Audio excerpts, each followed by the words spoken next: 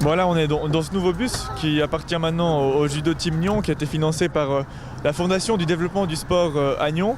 C'est un grand soulagement pour le club que d'avoir ce bus, Claude. Absolument, parce que nous avions des bus avec le Judo Club Morges. Maintenant qu'on travaille intensément avec le Judo Team Nyon, on n'avait plus de place pour transporter les judokas. Et c'était dommage de devoir faire des sélections sur le nombre quand on va à un tournoi important. Donc maintenant, on peut vraiment prendre tout le monde. Et tout le monde a sa chance de venir participer à tous les tournois.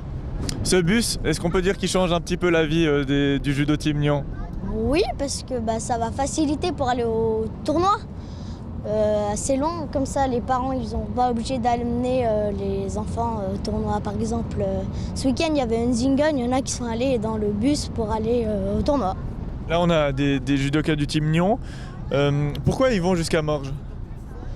Alors c'est un regroupement qu'on fait sur les différentes antennes de Judo Club Morges, qui a ouvert un club à Cossonay, un club à Aumône et qui a repris le Judo Team Nyon. Ça permet de faire un regroupement des meilleurs judokas pour améliorer la qualité de l'entraînement et faire un entraînement de pointe pour les meilleurs. Et ça fait qu'on se réjouit encore plus d'aller à l'entraînement, on est encore plus content. Bien sûr, on est beaucoup plus content quand on voit ses amis et surtout quand on va à plusieurs, c'est beaucoup plus sympa de parler, tout ça. Dans un bus, il y a 12 personnes. Premier arrêt, 3 descendent. Au deuxième arrêt, 7 descendent. Combien de personnes restent-ils dans le bus? 2. 0, parce que c'est le terminus. Excellent. Et puis quand on rentre de l'entraînement, est-ce qu'on a encore de l'énergie pour parler avec ses copains dans le bus? Ça dépend, mais en tout cas, il y en a, oui, ils ont toujours de l'énergie. C'est ce qu'on verra.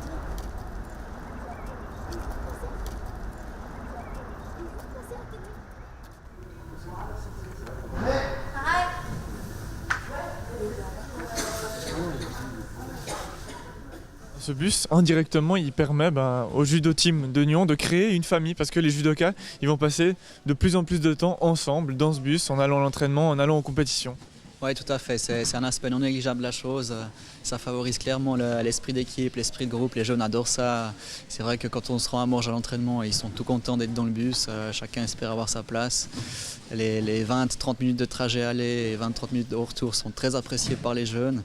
Et c'est la même chose pour les compétitions. Si les enfants ont le choix entre venir à la compétition avec leurs parents ou venir dans le bus du judo, ils vont clairement choisir la deuxième solution.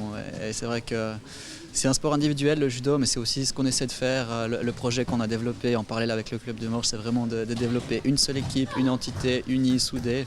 Et c'est vrai que le bus, ça contribue à ça.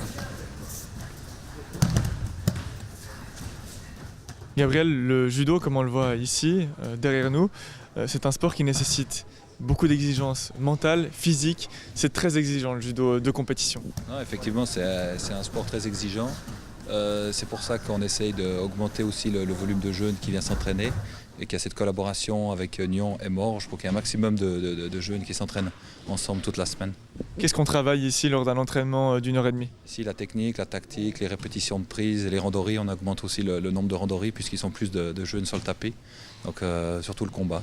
Et donc ils combattent pendant une heure et demie, c'est super physique. Voilà, super physique et aussi un peu technique quand même.